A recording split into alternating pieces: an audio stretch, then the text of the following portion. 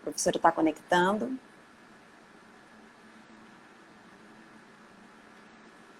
Bom dia, professora. Bom dia, tudo bem? Como é que Tudo vai? bem, tudo jóia, professora. Tudo Muito bem. obrigada pela sua presença. Um prazer. Você consegue me enxergar bem aí, Ellen? Consigo te ver bem. Estou te vendo bem. Você me vê bem? Você me ouve bem? Ouço e vejo bem. Está muito bem. Ótimo. Muito boa a imagem, a conexão está boa. É excelente. Espero que permaneça assim. Vamos torcer. Então, estou vamos à disposição, né? Ok. Vamos começar, né? Bom dia a todos e a todas. A imagem melhorou assim? Assim eu te vejo melhor. Então vamos ficar assim, pronto. Pronto, acho que agora ficou legal. Tá agora ótimo. o pessoal já está informando aqui que já agora ficou legal. Tudo bem. Então tá bom. Então, vamos lá. Sejam todos muito bem-vindos a mais uma live promovida pela Escola Superior da Defensoria do Espírito Santo. Meu nome é Ellen Nicásio, sou defensora pública no Estado do Espírito Santo e hoje a gente vai fazer um bate-papo com a professora Elda Bussinger, que dispensa maiores apresentações. É uma das uma das maiores autoridades acadêmicas no que diz respeito à temática de direito à saúde, à bioética, coordenadora do PPGD, da FDV, né? É uma pessoa que está sempre com a gente na defensoria, já esteve lá fazendo algumas palestras para a gente, e é sempre um prazer, professora, tê-la conosco. Seja muito bem-vinda. Muito obrigada. Então, nosso tema hoje é direito fundamental à saúde e conflito público-privado em tempos de pandemia. Nesse momento agora de pandemia, a gente tem discutido muito e tem ouvido muito falar no SUS, Sistema Único de Saúde, né? Sobre a importância, pela necessidade de leitos, falta de respiradores, colapso no sistema, hospitais de campanha, compra de leitos privados, né? Temas esses que não faziam parte, né, do dia a dia do noticiário geral, mas que agora passaram a fazer parte, né, por conta dessa pandemia que nós estamos vivendo, né, que o mundo todo está vivendo, em especial o Brasil. Então, assim, apenas para a gente se situar no tema, eu trouxe alguns dados, né, a respeito do Estado do Espírito Santo, que foram coletados ontem à noite, né, no último boletim. Então, casos, né, nós no Espírito Santo temos 16.121 casos, 698 mortes, com 473 pacientes internados em UTI e mais 327 em enfermarias. No Espírito Santo foi adotado um programa chamado Programa de Leitos para Todos. E esse será um dos temas do nosso debate, uma vez que esse programa visa, né, a regulação pelo Estado, tanto de leitos públicos quanto privados. E essa vai ser a nossa temática principal. Mas antes de entrar nesse tema propriamente dito, eu queria só que a professora falasse um pouco para a gente, porque esse debate ele não é novo, né? Ele remonta pelo menos à Assembleia Constitucional. E aí eu queria que a professora pudesse falar um pouquinho, fazer um breve histórico para situar todo mundo, né, de quantas anda essa discussão e qual é seu principal debate, as suas principais questões. Por favor, professora. Bom, eu queria agradecer a Ellen esse convite. Eu tenho o privilégio de conviver com a Ellen já há 3 anos e meio, quando nós nos conhecemos na Faculdade de Direito de Vitória, e tenho o privilégio de me encontrar com a Ellen semanalmente, em debates, em discussões acerca do direito à saúde. E eu queria dizer da minha alegria, Ellen, em estar com você nesse momento. É uma das pessoas que eu mais admiro, eu acho que é importante registrar isso, não apenas pelo seu conhecimento, mas pela sua ética e a sua humanidade. Eu nunca tive a oportunidade de registrar isso e faço isso hoje publicamente com você. Né? Uma das pessoas admiráveis de quem eu tive o privilégio de me aproximar, de ter por perto, e isso precisa ser dito. E é preciso que eu diga também, Ellen, da alegria que eu tenho em estar com vocês da Defensoria Pública. Você sabe o que eu vou dizer, mas eu vou registrar isso também publicamente. Me parece não, eu acredito que a Defensoria Pública é a grande instituição do sistema de justiça que tem o papel mais relevante de fato, defender a sociedade. E isso seria como se essa instituição fosse de contracorrente, uma instituição que foge dos parâmetros que estão colocados na magistratura, no Ministério Público, enfim, nos diversos órgãos do sistema de justiça. Há uma proximidade muito grande dos membros do Ministério Público com as pessoas. Vocês se encontram com as pessoas, pessoas que têm vida, que têm cor, que têm cheiro, que têm emoções, e vocês estão muito próximos disso. Então, eu quero registrar a minha admiração pela instituição. E você, Ellen, representa essa instituição muito bem, com esse ethos institucional. E você está se preparando para escrever uma tese na qual o ethos da Defensoria Pública será objeto de estudo. E isso é importantíssimo, que a gente deixe isso registrado. Não há instituição no sistema de justiça com essa característica. Eu gasto esses minutos iniciais, não gasto, eu uso esses minutos iniciais fazendo isso em razão da admiração que eu tenho pela Defensoria Pública e por você que representa também esse ethos institucional. Eu tenho o privilégio de ter outros orientandos da Defensoria Pública e que tem também esse mesmo perfil, o que é importante de registrar nesse instante. Muito obrigada, professora. Nada, é um prazer. Querida, eu queria falar um pouquinho para vocês acerca desta tensão entre público e privado. Essa tensão não é de agora. Essa tensão não surge agora em tempos de Covid-19.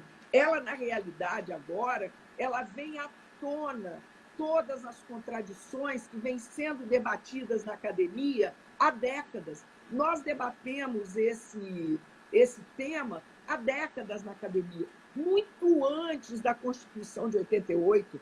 A Constituição de 88 ela foi um marco, um simbolismo, nós conseguimos ali expressar o sentimento constitucional ligado a esta primazia do público sobre o privado. Então, mas antes de 88, nós vivíamos uma profunda contradição entre as pessoas que tinham acesso aos serviços de saúde e as que não tinham acesso. Ora, nós tínhamos os indigentes, eu sou da época dos indigentes, eu vi pessoas sofrendo acidentes, infartos, na frente de um hospital privado, com porta aberta de pronto-socorro, e essas pessoas não serem atendidas. Ou seja, com 88, a partir da luta da reforma sanitária, que foi um movimento da reforma sanitária, nós tivemos, então, a sociedade civil, os sindicatos, a sociedade civil organizada, ela, então, insetou um forte movimento de tensionamento com o chamado Complexo Econômico Industrial da Saúde, que trabalhava todo no sentido da privatização da saúde. A luta sempre foi no sentido de que nós tivéssemos uma saúde medicalizada, uma saúde hospitalocêntrica, porque essa saúde está muito baseada na ideia dos interesses do setor privado, porque é onde o dinheiro rola. Tanto que o setor privado não tem interesse pela atenção básica. Nós todos sabemos que 90% dos problemas de saúde das pessoas resolvem na atenção básica, mas o dinheiro da saúde está investido nesses 10%, que é a atenção secundária e terciária, porque é onde o setor privado tem interesse. Na Constituição de 88, o Constituinte, nós vivemos um momento de tensionamento entre essas duas forças. A força que lutava pelo direito à saúde universal, integral, não é verdade? E equânime, e aqueles que queriam manter os seus privilégios. Nós ganhamos naquele momento.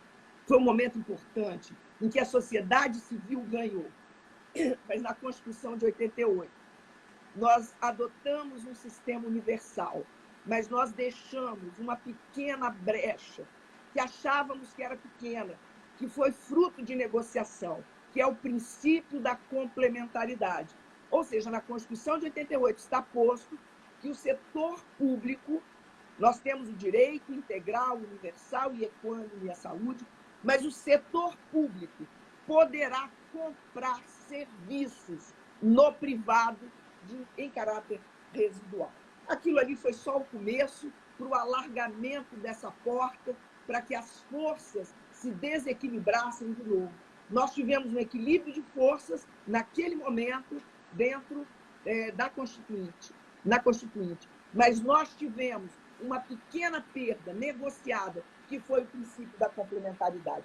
Era em caráter residual, mas nós vimos aos poucos, desde 1988, já há 31 anos, que nós vimos este residual se alargar e tomar conta. Nós chegamos hoje a momentos em que nós temos estados nos quais 70% dos recursos, 80% dos recursos públicos estão na mão do setor privado, seja por meio de compra de leitos, seja por meio de contratação de organizações sociais da saúde, que nada mais são do que falsas organizações, que nada mais são do que, de fato, um privado. As OS têm donos. É muito interessante.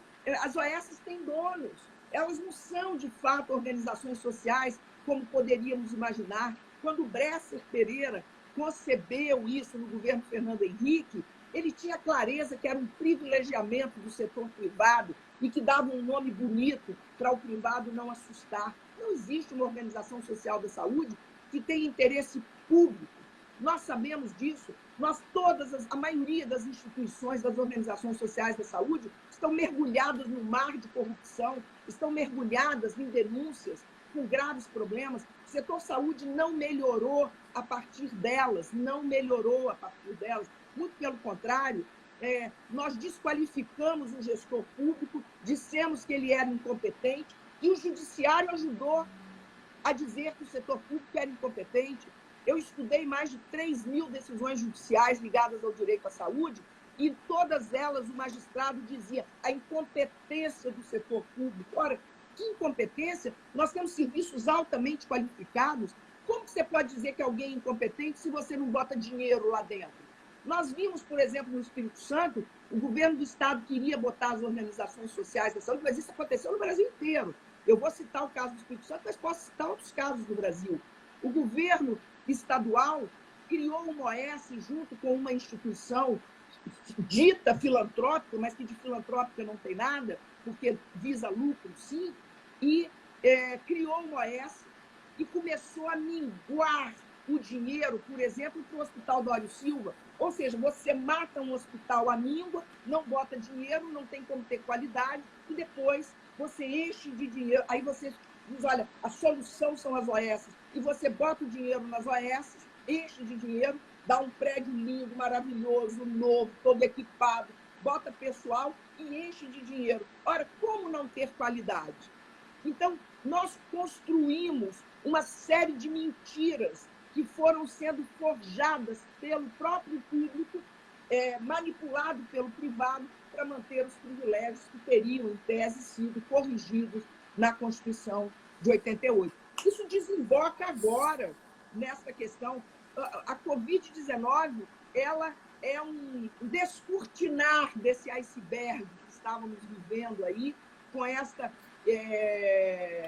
situação gravíssima de desfinanciamento da saúde pública e financiamento do setor privado. Eu posso falar mais disso, viu, Ellen? Eu não sei assim, em que você gostaria que eu abordasse, mas esse tema é riquíssimo, porque nós estamos vivendo hoje uma possibilidade de refletir sobre o que nós no Brasil fizemos nesses 30 anos. Eu acho que se tem um ponto positivo na Covid, e é triste dizer isso, mas se tem um ponto positivo na Covid, é ela evidenciar, escancarar a hipocrisia desses 30 anos no qual o setor público ele abocanhou os recursos da saúde, deixando que enriquecesse o setor privado e que minguasse os recursos que pudessem ser destinados à saúde pública. Eu acho que é isso, mas eu estou disposta a responder aí as perguntas, porque eu quero conduzir da forma como você achar, Ellen. Não sei se era isso que você queria nesse início. Não, era assim.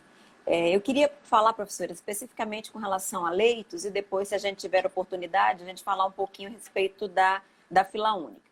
Mas, assim, apenas trazendo mais ilustração ao que você já disse, né, com relação somente ao Poder Judiciário, né, sobre essa questão deles passarem cada vez mais a reafirmarem a ideia de que o setor público é o setor incapaz. Recentemente, agora em mês passado, no dia 12, né, 12 de maio, o CNJ expediu uma nota técnica, né, recomendando que os estados fizessem a compra de leitos privados.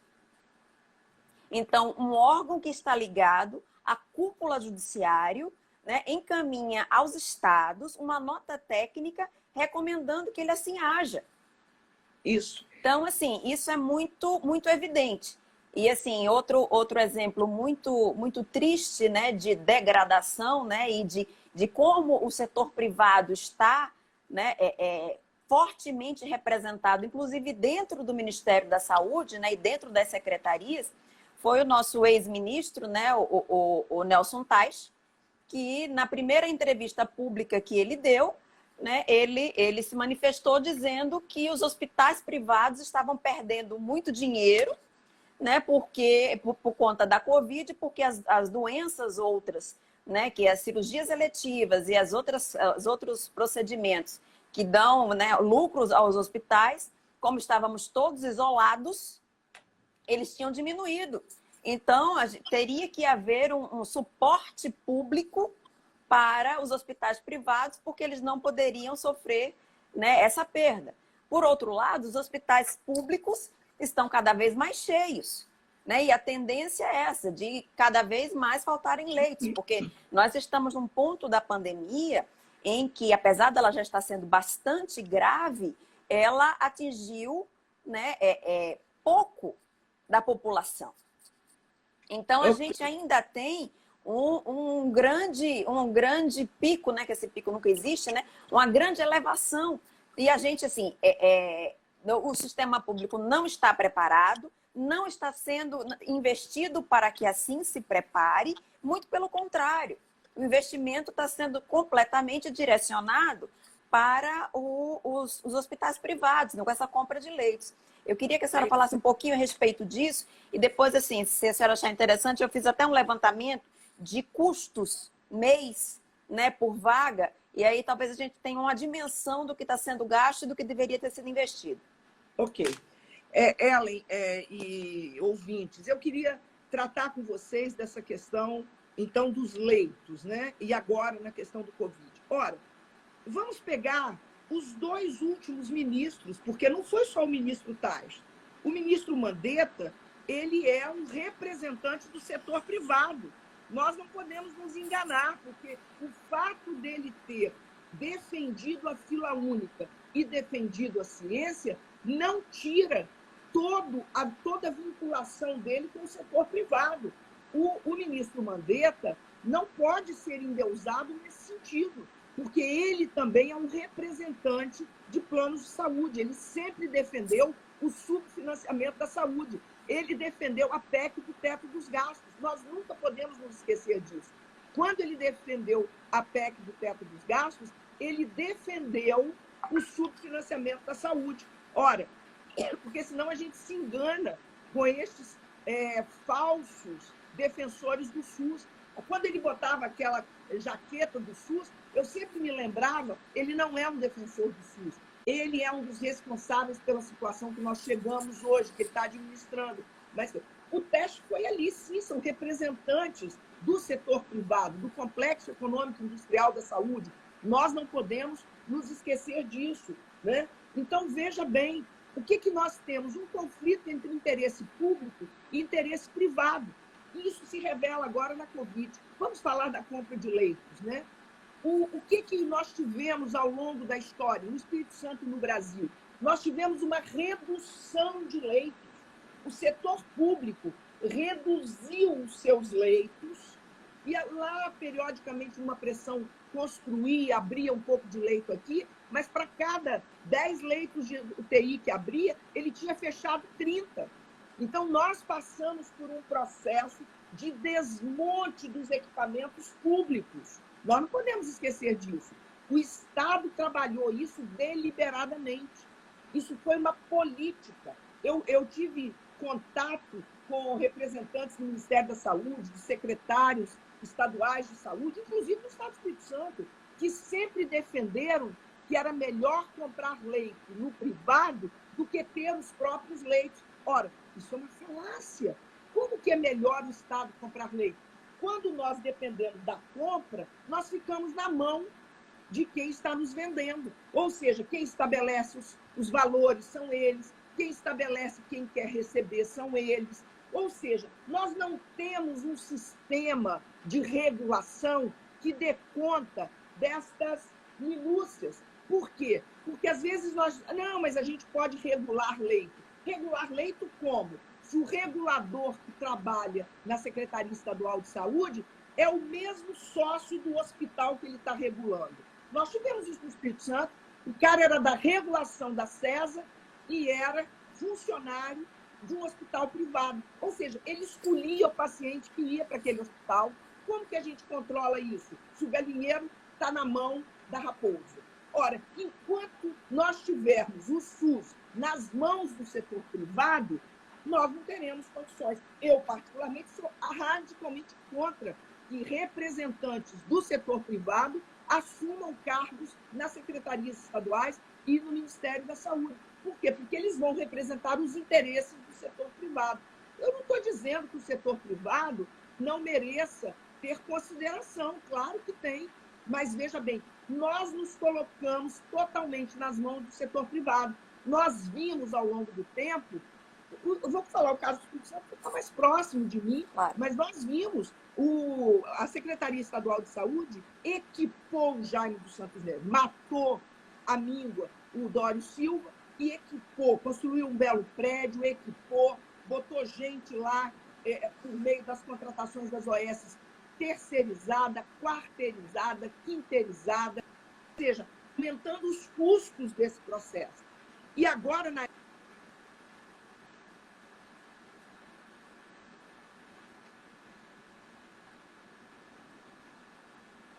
Estão me ouvindo? Estou sim, professora, estou lhe ouvindo.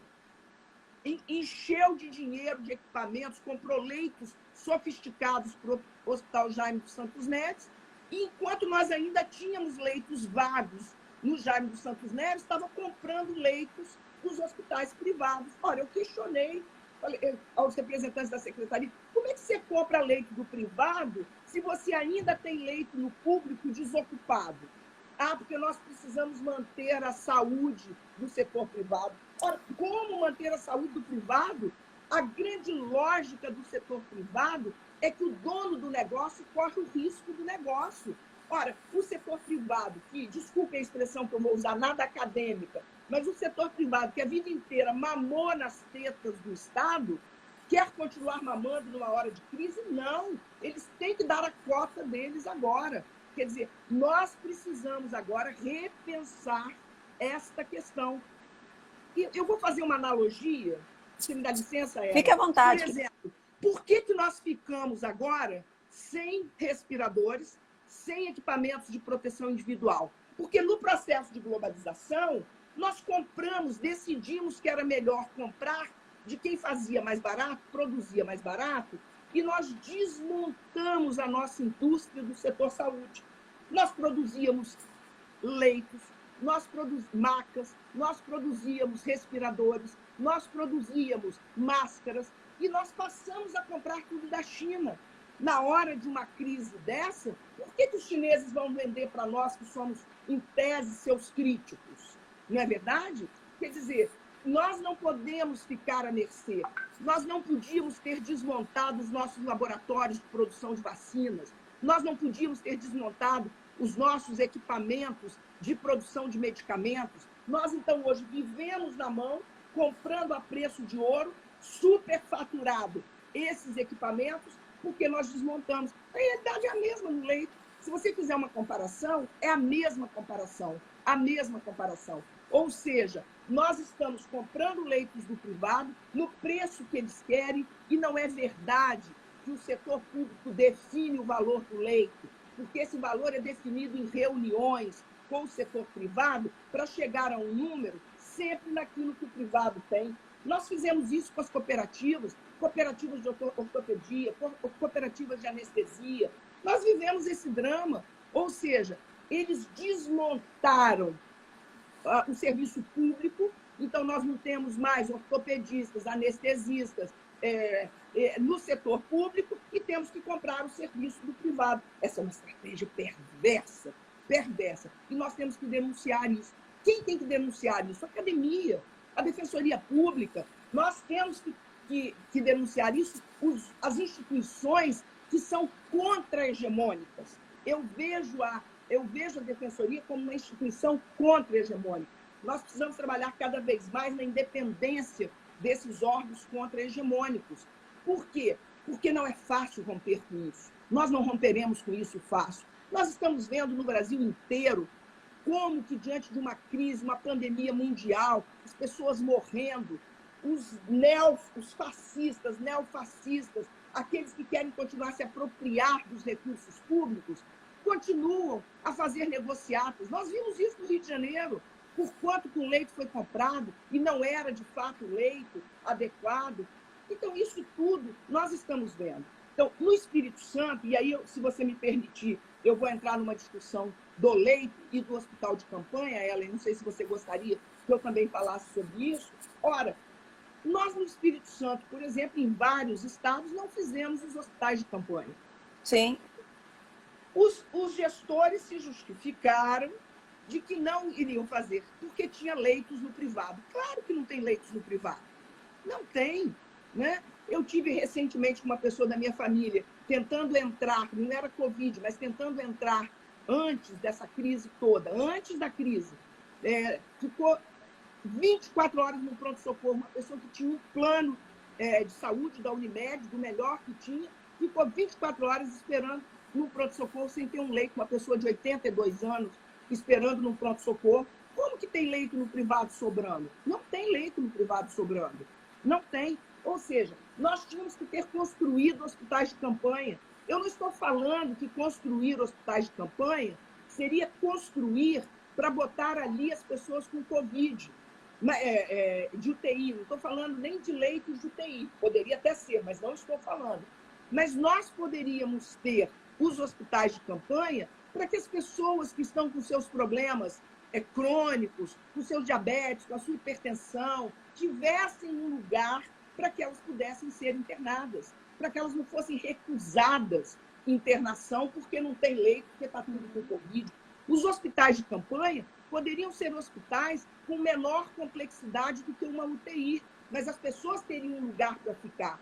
Nós poderíamos ter também hospitais de campanha que fossem para aqueles indivíduos que estão com Covid positivo, que têm complicações, que têm comorbidades e que ficariam naquele setor sem ficar em casa correndo risco de morrer, porque ninguém tem um medidor de oxigênio, ninguém tem isso em casa, um oxímetro para se proteger. Então, por exemplo, eu queria fazer uma colocação, Ellen, que eu acho que é importante nesse momento.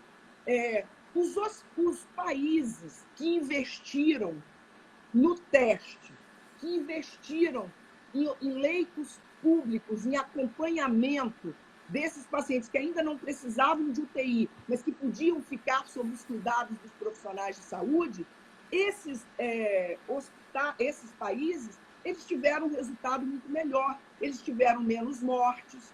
Porque o que é o episódio morte? O episódio morte é um conjunto de fatores que estão ligados a quê? Estão ligados aos determinantes sociais da saúde, a desigualdade social.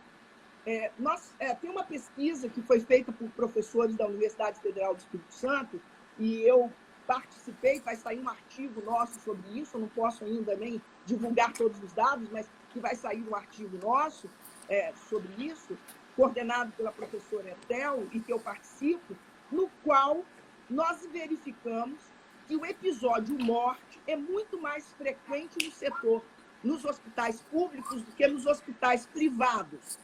Então, morrem mais as pessoas que entram nos hospitais públicos do que as pessoas que estão internados com Covid nos hospitais privados. A pergunta é, um incauto poderia dizer, porque o tratamento no privado é melhor do que o tratamento no público. Não é verdade. Não é verdade. Nós temos hospitais públicos muito mais bem aparelhados e muito mais bem cuidados do que em hospitais privados. Mas por que se morre mais no setor, nos hospitais públicos de Covid do que nos hospitais privados? Esse dado está posto. Percentualmente é uma diferença enorme. Porque quando o sujeito chega no hospital público, ele chega cheio de comorbidades. Ele chega com diabetes descompensado, com hipertensão descompensada, com doença crônica, DPOC, doença pulmonar obstrutiva crônica, agravada. Agora você pensa, se nós tivéssemos hospitais de campanha, essas pessoas positivaram, elas são potencialmente de complicação, elas poderiam se internar nesses lugares e não esperar a morte chegar na sua casa para depois correr atrás de um leito. Então, tudo isso está ligado a esta tensão, a este conflito entre público e privado. E o privado não quer deixar de ter os seus ganhos nesse momento de crise. É a mesma coisa que os bancos. O mundo está sofrendo os horrores, né, os estertores da morte, e os bancos querem continuar a ganhar do mesmo jeito. E o privado quer continuar a ganhar do mesmo jeito. Claro. Não, é a hora do privado dar a sua contribuição. É a hora do privado, que já ganhou muito dinheiro, agora dar a sua contribuição. Professora, deixa eu só fazer uma observação. Talvez assim, o pessoal ainda não tenha... Professora? Oi. Compra de leitos como uma política pública. Eu sou favorável à compra de leitos como uma questão residual em que o Estado não teve condições, teve uma situação extrema e o Estado compra. Mas a compra de leitos do privado como uma política pública, ela é, me desculpe a expressão, ela é não apenas um crime, mas ela é também uma questão eticamente complicada e que nós precisamos pensar nisso, né? Enfim, essa é professora, a minha posição sobre isso. Elda, eu só colocar, assim, talvez o pessoal que está acompanhando a gente, né, não tenha muita ideia desses números. Então, assim, como você falou anteriormente, isso tudo os valores, eles são ajustados caso a caso, né, conforme os interesses privados. Entretanto, o Ministério da Saúde, né, colocou um valor que seria pago, né, e eu vou tomar esse valor como base, porque é um valor que, teoricamente, é um valor que deveria ser pago nacionalmente. Então, o valor de uma diária, né, o Ministério da Saúde diz que o valor que se paga o valor da diária de R$ 1.600. Então, esse seria o valor da diária para um leito de UTI Covid. Eu fiz aqui uma conta, pegando o Hospital de Vila Velha, né, que é um hospital privado, que está com 100% dos leitos disponíveis para o SUS ocupados. Então, só fazendo uma conta lá, você tem 40 leitos. Então, eu fiz o seguinte cálculo. 40 leitos vezes os 1.600 vezes 30 dias. Só nisso já deu quase 12 milhões de reais mês. Exatamente. Por outro lado, né, até a gente, assim, nos nossos processos, quem atua na vara da Fazenda, a gente vê que a própria Procuradoria, ela fala que um leito de UTI em condições normais, ele está entre R$700. Sim, claro. Né? Então, assim, só para a gente ver, isso é informação da própria Procuradoria, né? Não em momentos de pandemia, mas em condições ordinárias. Então, por aí você vê que até assim, o próprio sistema de saúde se propõe a pagar por leitos privados mais que o dobro daquilo que ele diz que custa o seu próprio leito. Sim, exatamente. Né? Ellen, essa e é uma assim, só fazendo uma comparação gravíssima. de leitos, né? No Vila Velha tem 40 leitos. No Jaime, né, a disponibilidade de leitos são 220. Sim. Né, que o Jaime é o hospital de referência. Então, assim, a gente tem uma disparidade enorme. E a gente vê quanto esse jogo é perverso. Isso, assim, isso é o que está publicado. Né? O Ellen, nós temos todos os elementos de análise necessários para fazermos a crítica e a denúncia. Na realidade, Ellen, é uma questão escancarada que está posta, porque o próprio dado vem do Ministério, o próprio dado vem da Secretaria de Saúde. Nós não precisamos estar construindo dados, o dado já existe. Isso é que é importante a gente ver. O dado já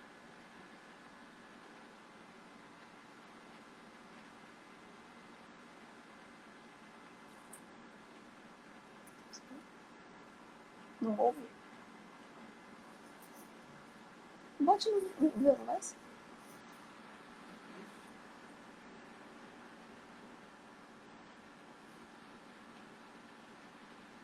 Eu acho que deu uma paradinha aqui.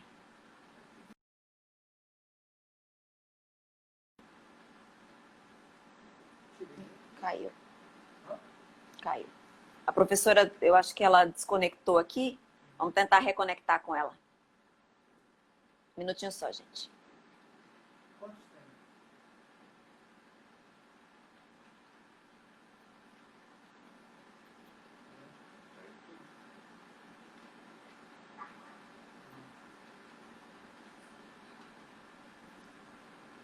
Vocês me ouvem agora?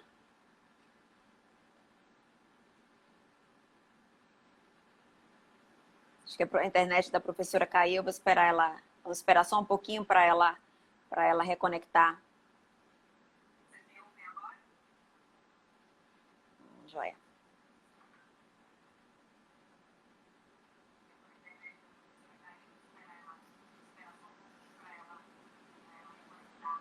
Então, assim, só para a gente não perder o raciocínio, né? Assim, a gente está vendo a disparidade, né, dessa quantidade, desse valor que está sendo investido. Né? Se esses valores, por exemplo, só o dado que eu trouxe a respeito do Hospital Vila Velha estivesse sendo investido para essa construção desses leitos privados, desses leitos públicos, né? Ou para esse hospital de campanha, né? Para esses casos de menos complexidade, ou até mesmo para liberação, né? das vagas, a gente teria um investimento, né? Que seria fundamental, principalmente considerando que nos últimos anos o orçamento do SUS só tem tido decréscimos. E além de ter sido congelado. Então, assim, ele foi congelado no momento, né, no momento anterior, e de agora em diante ele só vai ter decréscimos. Então, esperar que no momento de pandemia, em que as pessoas estão tendo alta demanda de leitos, e essa demanda vai aumentar cada vez mais, né, se esperar que nesse momento os hospitais privados assumam essa responsabilidade, né, ela é no mínimo ingênua, porque isso não poderia, né, não poderia jamais, não poderia e não poderá, porque o intuito do privado é completamente diferente do público. Eles estão sistematicamente investindo, né? A professora utiliza uma expressão muito interessante, né, que eles são SUS dependentes. Eles estão investindo nisso para que o SUS realmente passe a ser basicamente um financiador do sistema que não é mais único, mas o sistema privado. Então, assim, essa é uma coisa completamente contra o sistema, completamente contra a estrutura constitucional do sistema único. E isso tudo tem que ser muito debatido e muito pensado, principalmente nesse momento. Eu acho que a gente está vivendo um momento especial para que a gente possa realmente discutir, né, o SUS, não sob a perspectiva, né, do que se tem tratado nos últimos tempos, mas a perspectiva do SUS como um direito de todos, que foi construído, né, como todos os direitos fundamentais, ele foi um objeto de luta. Então, ele não pode simplesmente agora ser vendido, né, está sendo entregue na mão do setor privado, que não tem nenhum compromisso com a sociedade. O objetivo do setor privado é exclusivamente o lucro, eles não têm compromisso com a saúde da população.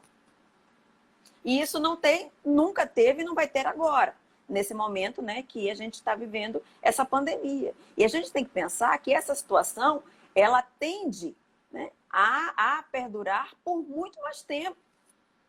A gente não tem ideia de quanto tempo essa pandemia vai acontecer, né? Mas nós sabemos que ela não tem uma perspectiva de se resolver a curto prazo. Então, todas essas questões que a professora levantou, né, elas são questões extremamente complexas e que a gente tem que pensar sempre, né, quando a gente está trabalhando, né, com os nossos assistidos. É lógico que, assim, no momento em que o assistido, que uma pessoa, né, procura a defensoria para tentar ter assegurado o seu direito de acesso, né, a esse leito, a esse tratamento de saúde minimamente adequado, a gente precisa ter sempre em mente que o sistema, eu acho que a professora vai voltar agora, né, que o sistema ele tem que estar estruturado para servir a toda a população e não apenas a um grupo específico que está cada vez mais dilapidando o patrimônio, né, conseguido pelo Sistema Único de Saúde. Professora, a senhora nos ouve? Ouço perfeitamente. Caiu totalmente a conexão. Não sei o que aconteceu. Não tem problema. A gente está aqui te aguardando. Então, vocês me veem bem? A gente vê, a senhora nos ouve bem? Ouço bem, está ótimo. Pronto, joia. Então, eu estava tratando um pouquinho dos dados que eu tinha trazido, né? E aí a senhora pode retomar, por favor. Tá. Enfim, não sei exatamente onde que eu parei, mas eu vou tratar um pouquinho, fechando a questão do leito. Ora, nós não podemos ter uma política que seja uma política de governo de compra de leitos, porque dentro da política de Estado, a compra de leitos da forma que não está posta. Nós temos que separar o que é política de Estado e o que é política de governo. Dentro da política de Estado, que é o SUS, não é aceitável a compra de leitos como uma política de governo. Ou seja, uma política de governo incompatível com a política de Estado, porque lá se pensa no leito como uma questão eventual. Comprar, por exemplo, você está numa cidade, teve um incêndio num circo, como aconteceu em Niterói, em São Paulo, morreram ou foram queimadas 1.000 pessoas, então, sim, você tem que comprar um leito, é claro, mas isso ser como uma política, o Estado desmontar os seus equipamentos, confiado de que vai comprar leitos, nós vamos ficar na mão do privado, porque não é verdade que o privado é mais eficiente do que o público. Eu analisei, como eu falei, 3.000 e tantas decisões judiciais, em todas elas o magistrado, o Supremo Tribunal Federal, chamava o gestor público de incompetente. Como que é incompetente alguém que não tem dinheiro para fazer com qualidade o serviço? Por quê? Porque você primeiro desconstrói a imagem do público, para de fazer concursos públicos, contrata por terceirização e você então vê em que ponto que nós chegamos. Nós estamos hoje tendo que comprar leitos com mais de 100% do valor do custo, porque com 700, que é o custo, já haveria um ganho, com R$700 já haveria ganho, não é verdade?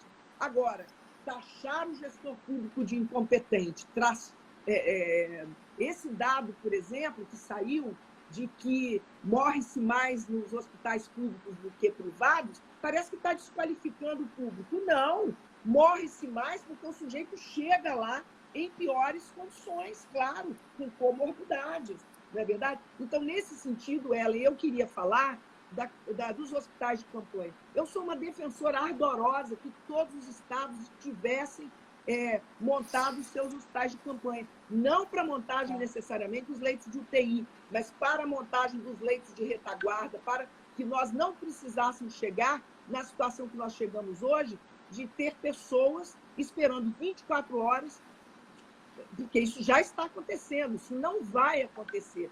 Não adianta dizer que a gente ainda tem 10%, porque não é verdade, de leitos. A gente não tem, isso já está fechado. Não é verdade? No Espírito Santo, nós já temos. No Brasil também. Alguns hospitais já fecharam totalmente, já não tem 100% de ocupação. Então, nós precisamos compreender isso, porque talvez a grande contribuição que a gente tenha dessa situação é ter escancarado essa hipocrisia do privado, é ter escancarado que o privado é melhor gestor do que o público, é ter escancarado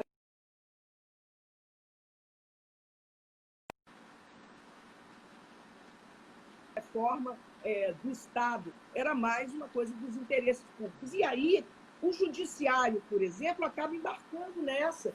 Quando nós temos a nota técnica do CNJ, é uma nota técnica ou de quem não conhece o sistema, porque nós também não podemos taxar todas as pessoas ou todas as instituições como sendo pró-privado. Mas há uma falta de compreensão do setor da saúde, que é um dos setores que mais movimenta dinheiro, né? Eu não estou aqui fazendo nenhuma acusação a instituição nenhuma, eu estou dizendo apenas que é preciso considerar e conhecer a realidade para a tomada de decisões. Essa nota técnica, ela poderia ter saído uma nota técnica, mas não nesse sentido. E os juízes e a magistratura precisam compreender a realidade, porque senão você trata como se você tivesse lavado as mãos, entrou com um pedido, eu autorizo, eu defiro o pedido. E nós sabemos, tem pedidos, por exemplo, eu discuto isso no meu grupo de pesquisa, de próteses de quadril, de válvulas cardíacas, ou o que for, e o sujeito que está envolvido naquilo ali, o sujeito tem 80 anos, quebrou a perna. A prótese dele pode ser uma prótese com um custo menor, porque ela vai ter um uso menor. Por que você vai botar uma prótese 200% mais cara se você não precisa disso, se você tem um tempo de vida de no máximo 10 anos? Então, isso é importante. Você não vai jogar um futebol, não tem que ter uma prótese que seja altamente flexível, mas é claro que o privado interessa essa judicialização. O acesso à justiça é de interesse público, mas a judicialização como um ativismo é de interesse do privado. Eu não sei, Ellen, se você gostaria que eu tocasse alguma coisa da fila única, porque eu vi que eu queria agora tratar um pouquinho da fila única, mas assim, só fazendo um adendo à sua observação, a nota técnica expedida pelo CNJ, ela foi orientada por profissionais da saúde. Então, assim, não tem ingenuidade, não tem atecnia. Ela tem Sim. Direcionamento. Né? Nessa história, assim, não tem... Nunca tem ingênuos, as coisas não são feitas aleatoriamente. Elas são feitas no sentido direcionado e, assim, sempre, né, tal qual as universidades públicas também, sempre no sentido de dizer que o que é público tem menos qualidade, é menos eficiente do que... o privado, o que não é realidade nem de longe. Então, eu queria que a senhora falasse um pouquinho agora. Oi. Só para dentro do que você falou, nós temos um livro chamado O Mito da Neutralidade Científica, né? Então, assim, ninguém é neutro, nem nós somos, né? Não tem neutralidade. Não existe, neutralidade então, não existe. Não existe. Então, também no setor saúde, nós temos o tempo todo o tensionamento do conflito de interesses. Então, nós temos que estar alerta, porque não tem ingênuos nessa brincadeira, né? Enfim, nós temos que ter essa compreensão. Os poderes que estão postos aí são muito grandes, né? E nós os conhecemos muito bem. E eu queria só fazer uma outra observação. A gente já está... Faltam 10 minutos, né? Faltam 10 minutos. Só uma observaçãozinha rápida, né? Nós temos agora hospitais de campanha que foram construídos, né, em outros estados, que estão sendo administrados agora por grandes conglomerados hospitalares. Sim, claro. Né? Então, assim, o sistema ele é todo desequilibrado. Né? Ele é todo desequilibrado. Então, até aquilo que deveria ser público está na mão do privado. Ou através das OS, ou agora com um conglomerado hospitalar específico. Então, assim, a coisa... Até nisso, a gente tem a ingerência, né, do privado sobre o público. E aí eu queria que a senhora falasse agora, nesses últimos minutos que a gente tem, esses últimos 10 minutos, sobre a fila única. Olha, quem me conhece sabe, eu sou uma defensora ardorosa da fila única na saúde. Na realidade, eu sou defensora do sistema público universal exclusivo. Quem participa do meu grupo sabe de pesquisa que eu defendo o sistema público de saúde exclusivo, né? E aí o privado seria, na realidade, por seu custo e risco, né? mas o Estado deveria dar conta de toda a questão do público. Para mim, essa questão do princípio da complementaridade foi um dos problemas da nossa Constituição. E ali foi a brecha que nós tivemos. Mas eu vou voltar para a fila única. Eu sou defensora da fila única. Nada mais equânime, nada mais justo do que nós, num Estado que não privilegiou o setor público, que agora nós tenhamos fila única na entrada nos leitos privados. Claro que temos que ter. Sabe por quê? Porque, inclusive, quem pagava plano de saúde, quem tinha plano de saúde, tinha desconto de... Tem, né? Não é tinha. Tem desconto de imposto de renda. Ou seja, nós, ou a sociedade, está pagando duplamente pela saúde de alguns. Então, quer dizer, quando eu digo que quem tem plano de saúde tem isenção de imposto de renda ou tem desconto de imposto de renda por conta do que pagou para o plano de saúde, eu estou dizendo que a sociedade deixou de ter benefícios com esse recurso do imposto de renda. Então, nós estamos financiando duplamente. Nada mais justo do que agora esses leitos sejam compartilhados. Eu tenho visto indignação das pessoas que têm leito, que têm planos de saúde, mas nós temos que ter clareza que, do ponto de vista do jurídico, do ponto de vista ético, do ponto de vista moral, a fila única é uma condição necessária. Agora, qual o problema da fila única? É a regulação. O problema da fila única, por exemplo, no caso dos transplantes, é a mesma lógica dos transplantes de órgãos. Nós temos que usar a mesma lógica, os mesmos argumentos jurídicos, os mesmos argumentos bioéticos que usamos para lá.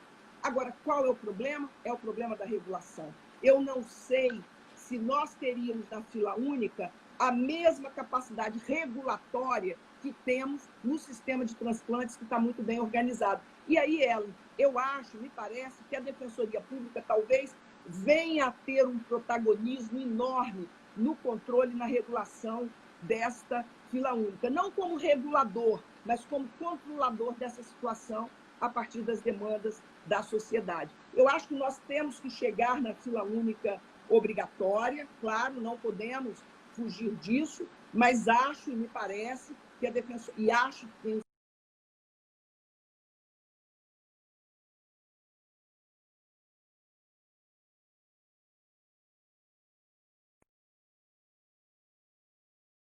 a regulação no Estado. Não é no Estado do Espírito Santo, no Brasil. Quer dizer, o setor de regulação está em muitos lugares. Eu não estou dizendo que todos os reguladores têm conflitos de interesse, mas eu estou dizendo, sim, que nós temos problemas de regulação. A ANS, por exemplo, há pouco tempo, dos 5 diretores da Agência Nacional de Saúde, 5 tinham contra-cheque no setor privado. Eu não poderia deixar de fechar dizendo isso. Ou seja, é o galinheiro nas mãos da raposa.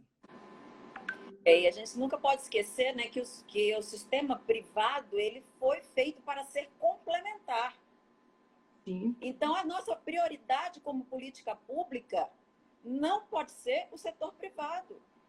E na hora Exatamente. que é preciso complementar o sistema único, é que o setor privado teria que ter a sua atuação.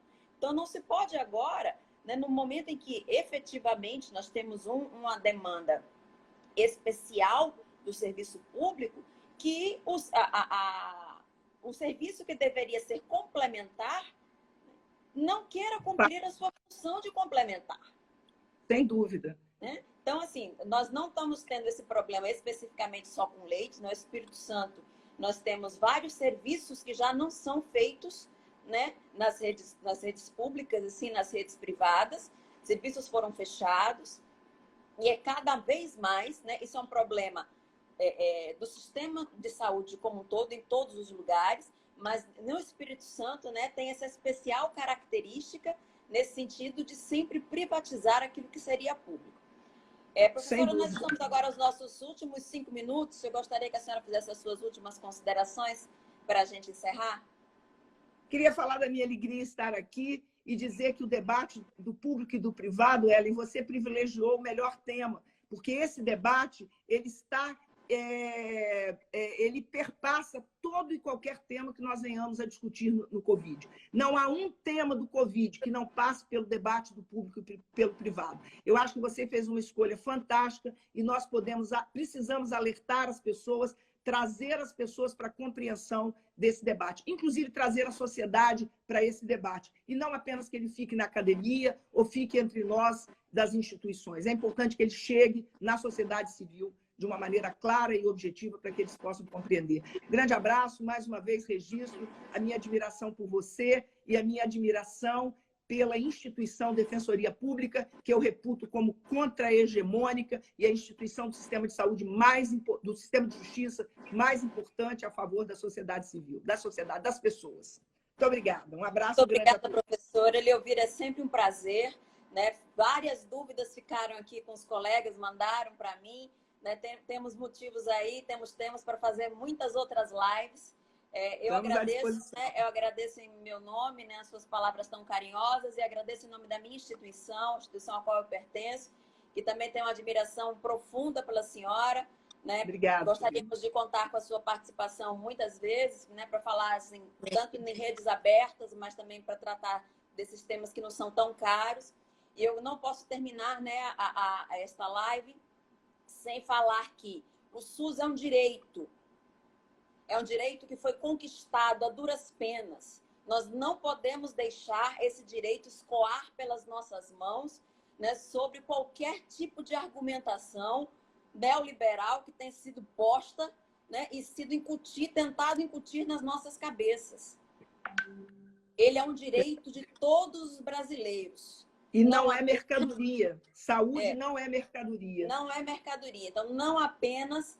Né, não é um direito, mesmo que fosse apenas um direito dos pobres, ele já teria um compromisso ético e um valor acima de qualquer outro. E ele é um direito de todos os brasileiros. Todos Sim. Nós somos SUS dependentes. Exatamente. É sobre essa perspectiva que a gente sempre deve pensar o nosso sistema único para defendê-lo, para lutar por ele em qualquer circunstância, principalmente nós que temos um compromisso como missão institucional. Muito obrigada a todos, tenham todos um ótimo dia, cuidem-se, se possível, fiquem em casa. Muito obrigada e até uma próxima. Até a próxima, querido. Um abração a todos, viu? Tchau, tchau. Abraço, tchau, tchau. Abraço, tchau.